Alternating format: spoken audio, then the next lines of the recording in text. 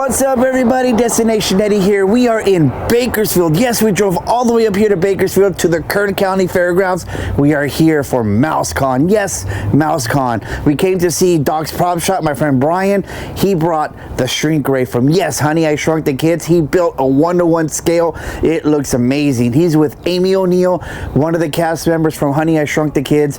I can't wait because he's been building this for a long time. We've been talking about building this for almost 2 years, and he finally did it. We're gonna go inside, we're gonna go check it out and see what else they have at this convention. It's gonna be a lot of fun. It's a little small, but hey, we do all the fun conventions. All right, we're gonna go inside. Let's do this, guys.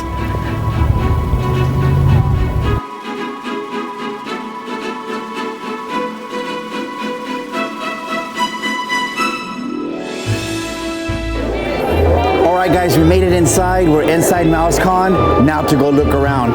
Photo ops? Yes. Alright, let's go. Alright guys, we are walking this way right now because we see Brian and we see the shrink ray.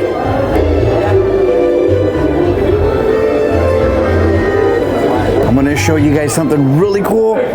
We are here with the shrink ray guys from Honey, I Shrunk the Kids. Yes, this was made by my buddy Brian from Doc's Prop Shop. Right there with Rob.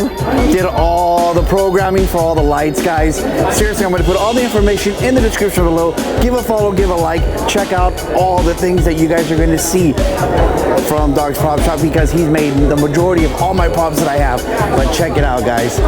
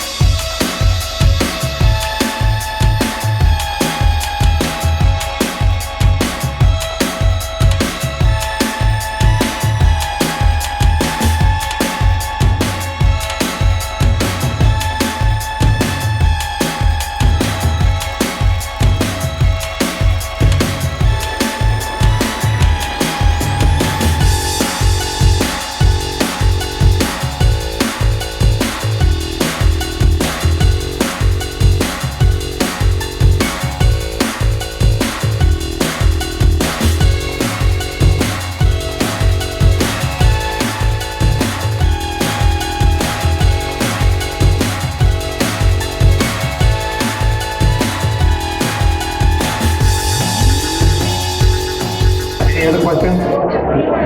Yes, sir. So, when you guys were doing the filming, Auntie, was he an animatronic, or tell us about the ant? Oh, they want a little secret. They want to know. Yes, so we got a question from the front row about Auntie, whether it was animatronics or how it worked.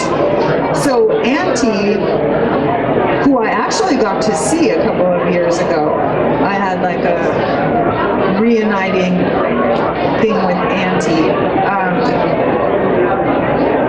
So the Auntie that I reunited with was on a show that Disney Plus put out called Prop Culture, where each episode is about a different movie and it is like a deep dive into the props and the artists who created the props and where the props ended up.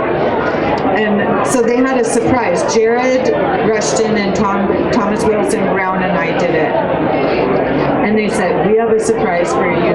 We're going to show it to you at the end of the day. And I thought, what on earth do they have as the surprise? And when they revealed it, it was the head of Auntie.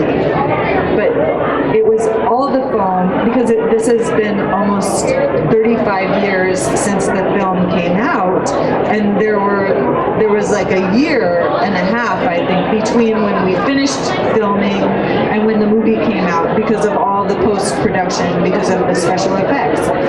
So Auntie, now all the foam had fallen away, and all he was was now was just this metal structure with like a little bit of foam hanging off some of the joints. But it touched me. All of us were moved by it, getting to be next to it and see the size of it and see the presence of it. And now, you know, it just reminded us of that time in our lives and how much time has passed. So that was the giant puppet auntie, because there were multiple different kinds of auntie. Like they had like a stop motion animation auntie that was small, that was maybe like this big, and that they used for, I'm not sure, maybe some of the long shots.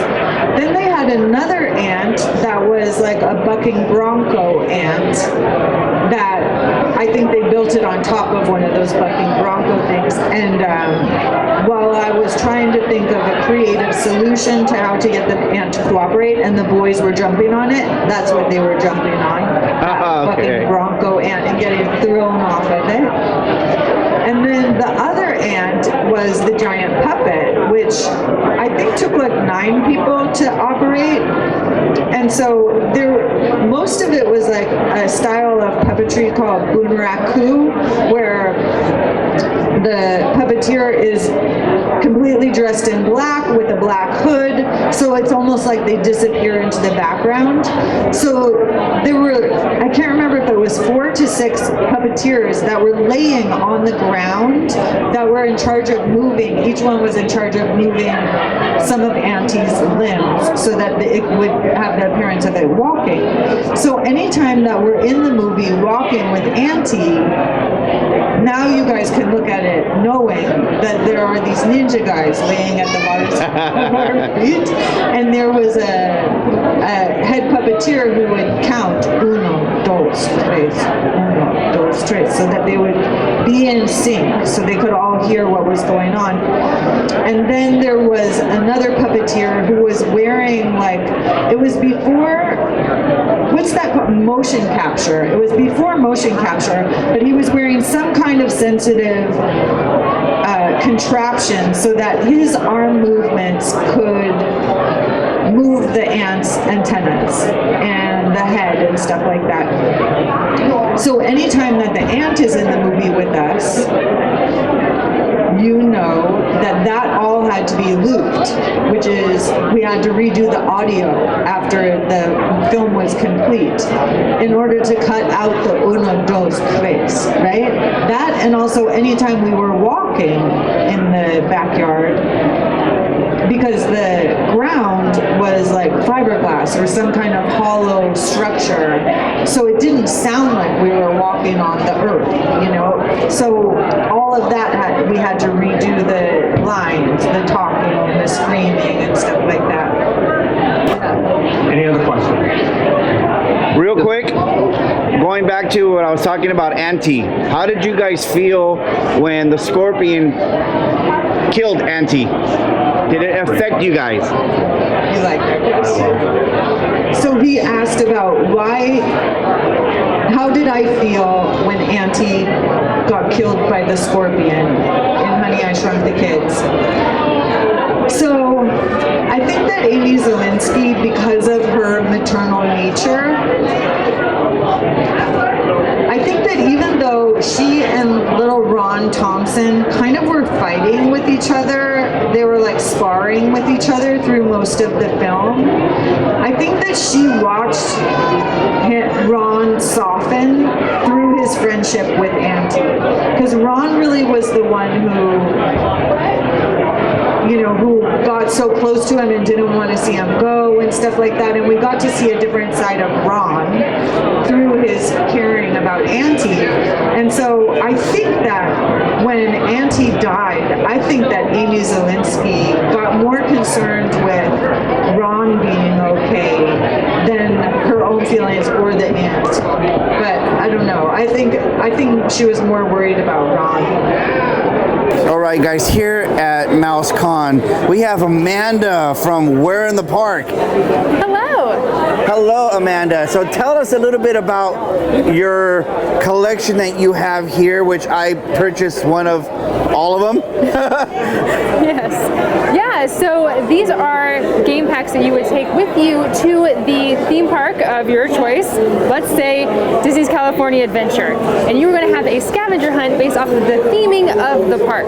So you'll have a set of images, in this case 8, and you're going to roam around Disney's California Adventure, and it's kind of like a Where's Waldo game where the theme park is the book and the image on the card is Waldo. So you don't have to be in line for rides or on rides or anything like that. Just as you are walking around the park like you are already doing, just have fun exploring the details of the park. So it's just an image. It is just an image. There's no math, there's no riddles, there's no nothing. It's just an image. We have an example here.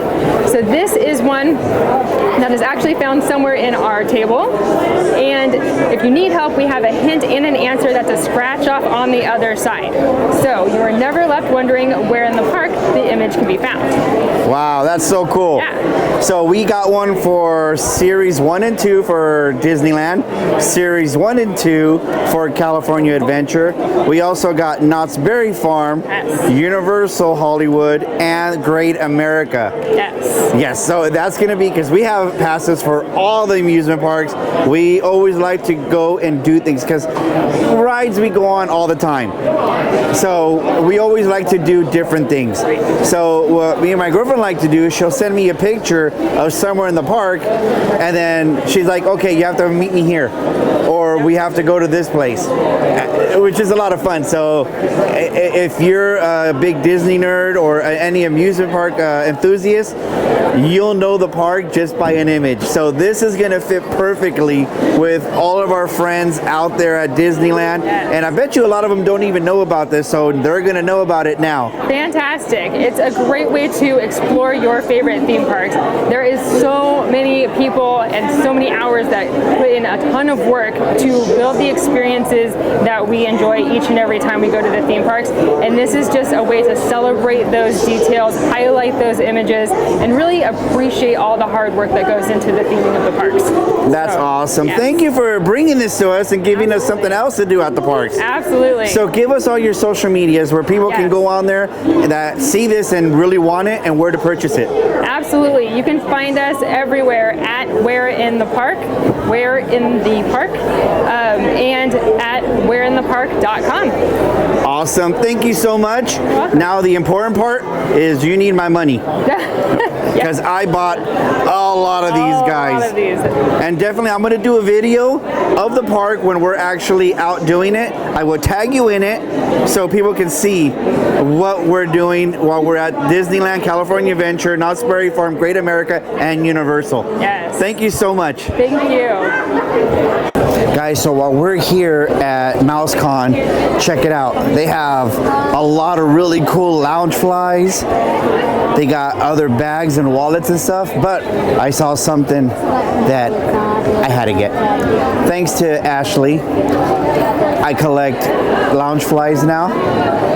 I got me a Genie lounge fly. Everybody knows how much I love Robin Williams. Robin Williams was my idol, but it's the Genie.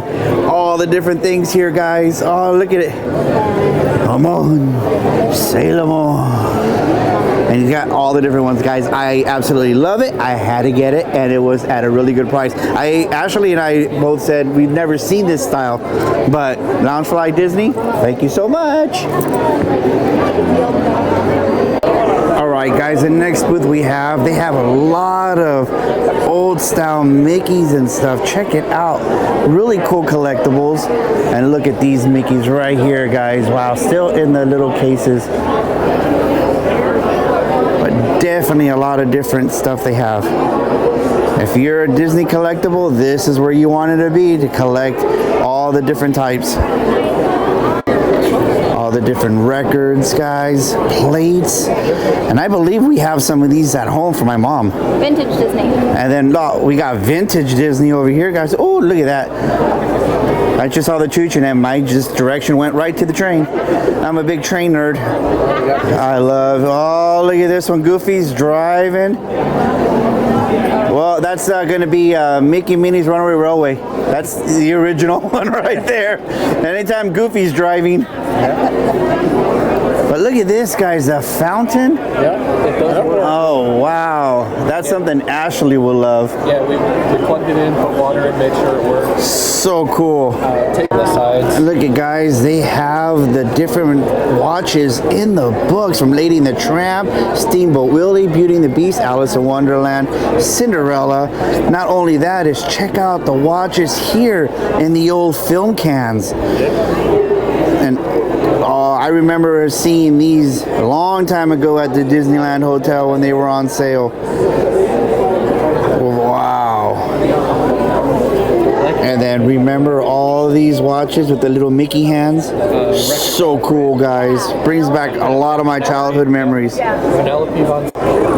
at these old Winnie the Pooh dolls, guys. Wow. We were listing it wrong on eBay because we were just putting... Alright, guys, we are at 41st Elite Custom and Collectibles. Look at these helmets. All different types, and you guys know I collect a lot of Star Wars helmets, but check it out. They have a lot of cool stuff here, guys. But this is really cool here. And also, yes! And I collect a lot of these guys, but the ones that I have are still in boxes, but look at them. This one's all painted out. Really cool. And we got Vader. I have two different types of these guys, so they are amazing. Ashley liked these, but I prefer TIE Fighters. That's just my preference. Alright, guys, as you can see, Brian is having an interview with Amy O'Neill about the movie in front of the shrink ray. How cool is that, guys? We got Rob right here. So cool. What's up, everybody? Alright, we are here with Doc's Prop Shop here at MouseCon. I'm Dr. Emmett Brown, standing here at MouseCon in Bakersfield, California. I drove the door. Wait, that's the wrong movie. Wrong movie. Okay, wait, turn around. Okay, here we go. And here we go. So we are at MouseCon. Brian from Doc's Prop Shop. We got Rob here who did all the the board, the coding. I did some of the electronics. Yes. As well as the sounds. And some of the effects on the machine. Yes. And Brian from Doc's Prop Shop built this fantastic 101 scale. I think it looks better than the actual original. I'm just saying. Thus, the shrink machine. So tell us a little bit about your shrink machine. I know you've been wanting to do this for over 2 years. Okay, so how this came about was somebody's like, oh, since we do the Doc Brown remotes for the DeLorean Time Machine, why don't you do the controller for the lawnmower from Honey, I Shrunk the Kids? And I said, that would be cool. But if I ever spent any time on Honey, I Shrunk the Kids props, it would be the entire shrink machine because it's just way cooler. And I've never seen one before. So 32 weeks into this build, and supposed to be remodeling the front of my house, I decided to build a shrink machine, which my wife was not happy with. So how's that going, by the way? Good, it's been done. The remodel is done, the wife is happy. But I decided to build a prop for advertising for the business, something that would be really unique and random, completely random, to take to events. Since I do Comic-Con booths, I do city events like Turtle Day, I thought, why not build something like this to just take out and have a good time? So everything was designed to go in the car, but also to try and be as screen accurate as possible. There's a lot of things that have been changed up from the actual screen use prop versus this replica. So the chain drive on the screen use prop, I use actuators to make it move to save on weight. And that's one big thing. I thought, well, I would try and save on weight, Eddie. And I can tell you what, I didn't save on any weight. But my daughter and I were able to get everything out of the car, built, and brought in. So my 9-year-old, absolutely amazing. She's been a big help. Shelby even built her own props, which is really cool. Yes, so she does her own prop building as well. And so anyways, that's where this came about. And it's been, again, 32 weeks, and it's the most ridiculous, random, awesome prop that I could ever think of. All All right, guys, we're back from a quick little break. So we're gonna talk with Brian and Rob where we left off about the shrink machine. The shrink ray, I should say. Well, Disney calls it a shrink machine, and a lot of people refer to it as a ray.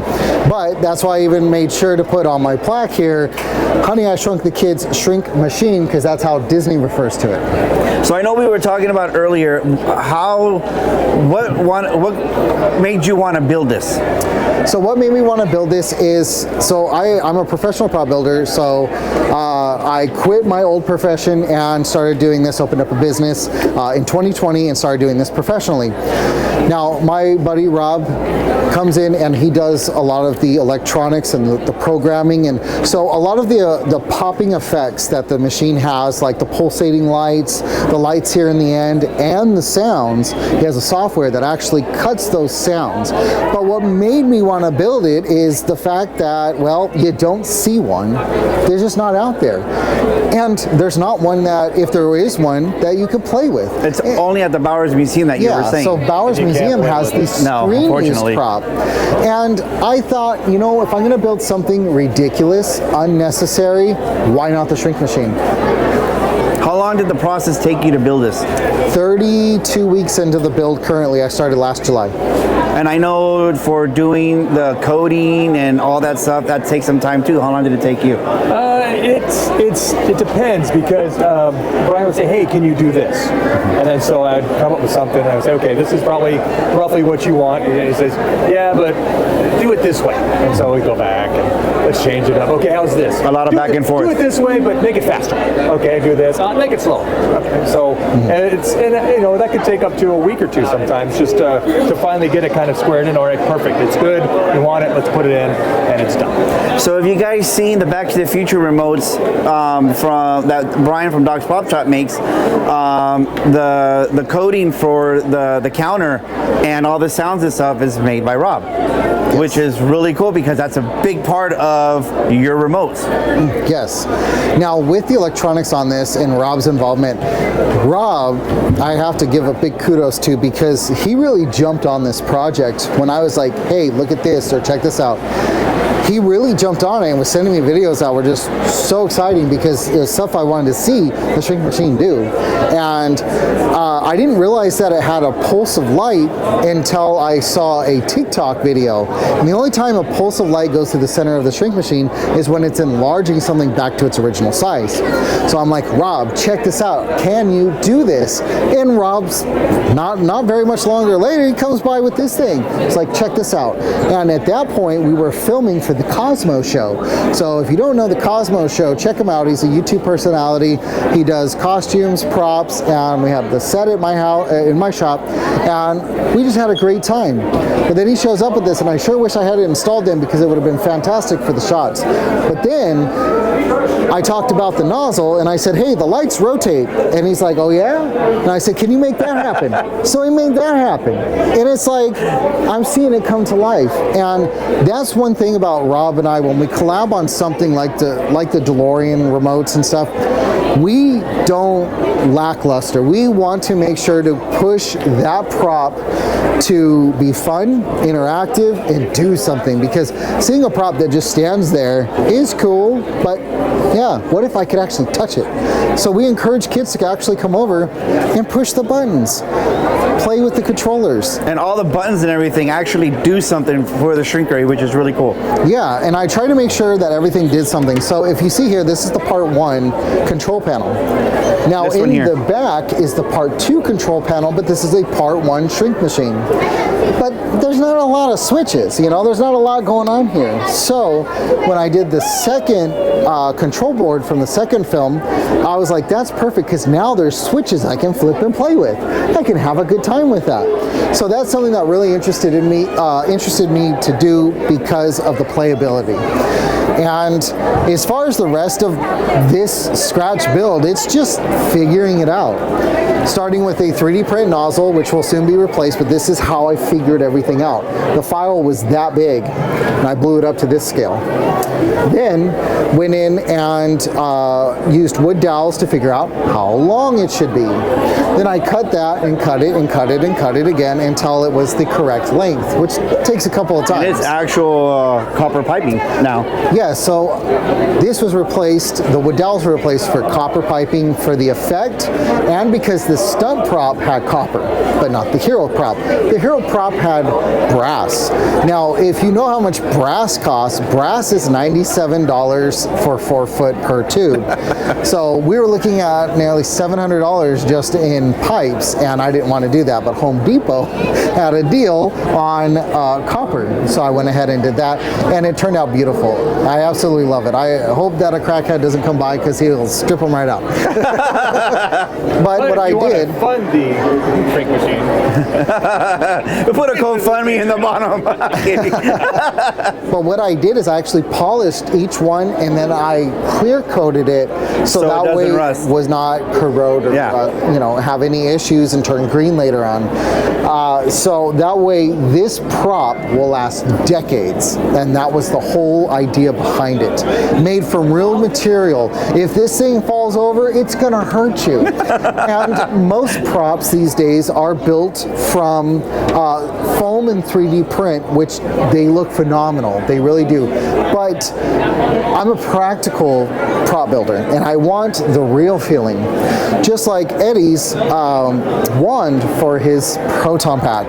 My God, that was my most favorite prop I've ever built. I built the one that he has in the Max Factor Museum in LA, and I had that prop at work, and I was working on machining some of the parts on my graveyard shift, and a guy who came up who's not pop culture, like he doesn't, like not a nerd whatsoever, looked at it and he said, you know, that looks like a real thing. What is it? And I showed it, and he picked them up and he played with it, and he's like, damn, this thing is cool. Like, It's got some weight to it. Yeah. 'Cause it's all aluminum. It's fantastic. And that's the feeling I wanted to have. But now that I got this thing, it's heavy, it's real, it's fantastic. It can handle movement, which is great, because California's roads, moving this thing up here was quite scary. But here it is, 30 weeks later, and it's a full length, 7.5 foot long by 9 foot tall, Well, you always- 70-pound shrink machine. Like you say, it's like you always build things to last. Yeah. Like my Proton Pack, my Spirit one, the one that I got from you, your first one that you built. I jumped in a ball pit with it.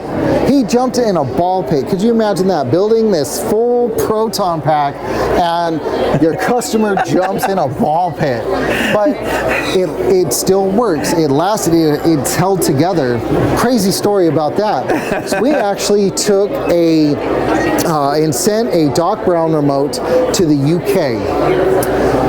I guess the plane went down going from the US to the UK because it was delivered completely submerged in a clear bag that said Royal Mail was received like this, completely saturated, just where the cardboard was falling apart. And they plugged in the batteries and it still worked. Still works. Still worked. That's why I say, right? Right? The electronics, everything That's still impressive. works. So that's why, guys, seriously. And they gave me 3 stars. Are you kidding me? 3 stars, and it still worked. After it all went down, it should have been at least 5. At least 5, because I mean, what like electronic prop that you build can handle something like that? I didn't know it could. But what's cool about this also, you actually have real working parts. And I know they were a bit expensive for being 40 years old, like the laser. Yeah. All the laser contraptions you have. This is an actual real Sony. You can point to it. I don't want to cut you off right here. It's all right. So we have the screen accurate Sony Handycam, the screen accurate Sony viewfinder that comes off a broadcast camera. We have the screen accurate Vintech. So this is the mount for the camera. Then coming around, the most exciting part recently is getting all of the AC1- NRC sights. These are real laser sights. The rails, the attachments, the sights, the laser, all real authentic parts. And it's a real baseball too. And a real baseball. Now the reason why I got this baseball is because I got one from Walmart and it was new and I didn't like it. So I went to a thrift shop and got a used baseball. And as you can see the laser marks there. Now in the movie, there's a baseball diffuser for part 1 to shrink something. To enlarge something, he has to use a bottle. So two different diffusers create 2 different effects. That's cool. Yeah. That so a is lot so of people cool. say, where's your bottle, man? It doesn't work without the bottle. Well, what movie are we talking about here? So I know you were talking about also just because you built this from what you saw, but what's really underneath, you had no idea. So underneath in Bowers Museum, if you look at the screen, the restored screen use prop in Bowers Museum, it's going to look nearly identical to this. But there's nothing in the bottom of it. Now in his attic, there was also nothing in the bottom of it because everything was around his attic. Yeah. So Bowers had the arm attached to run the cables, and I'm like, that's a great idea for being mobile. But the rest of it, I mean, I just went, I have an idea.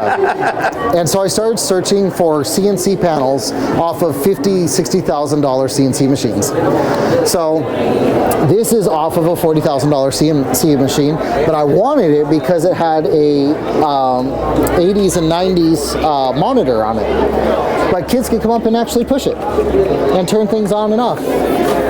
So right now there's no power going to it because we battery having fun. Yeah, everybody was enjoying it, so everybody enjoyed it. Everybody played with it, so there was no more power left. But every little button that you see lights up, does something, and does some crazy sound to it, which is really cool. So the detail work that they did to it was amazing, guys. I really do hope you enjoyed this. We drove all the way down to Bakersfield so we can support Rob and Brian. Yes, Dog's Prop Shop. Your Instagram, Rob and Kriss. Rob and Kriss. Dogspropshop.org. Definitely check out his page, all the cool things that he has. You're still not, I don't know if you're doing Proton packs anymore. If there's an order that comes in for one, I'll do one. He'll do a Proton pack, but he does make the Futaba Dog Pound controllers from cosplay all the way up to the one that I have, and also a lot of other stuff. So definitely follow, give a like, check out their shop and page.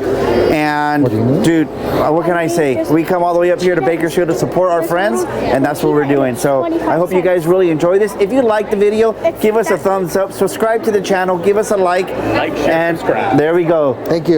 So we're done here at Bakersfield. Guys, thank you so much. We're done. Bye. Thank you.